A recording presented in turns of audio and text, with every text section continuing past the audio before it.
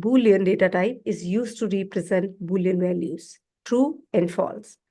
We use the bool data type for this. Boolean values are used to evaluate the value of the expression. It is return type of various operators. Usually you see Boolean as return type.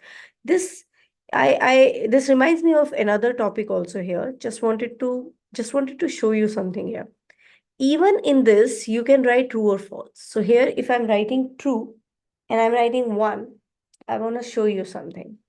Let me print this. So it is coming Peter true, but 1 is not coming. Why? Because in sets, true is considered as 1 and false value is 0. So true will act as a value.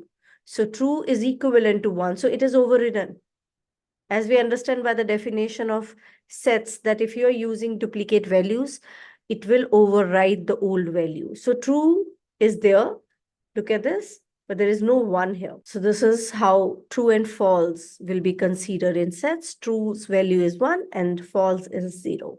All right, we'll go back to this topic. Yes, Boolean. Boolean is usually return type in some of the operators. For example, if you compare two numbers, whether A is greater than B or B is greater than C, it is equal to A or B. If it is greater, then result will be true. If not, then result will be false. True means the expression is true. If you're saying A is greater than B and actually A is greater than B, then the return type will be true. If you're saying A is less than B, but it's not true, A's value is greater, then return type will be false. So this is usually it acts as a return type. Last topic is if you wish to delete any variables, it's very simple. You will write del and name of the variable. How to delete a variable? Let's see that. So in order to delete variable, you will write del. So del, it should be D should be in lowercase. Del se. Let's see.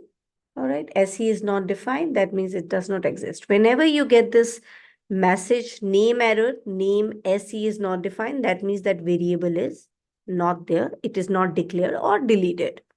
So guys, that's all about variables and data types. Thank you so much. I hope you have learned so many new things in this tutorial. I'll see you in the next video where we will be discussing different operators. Thank you.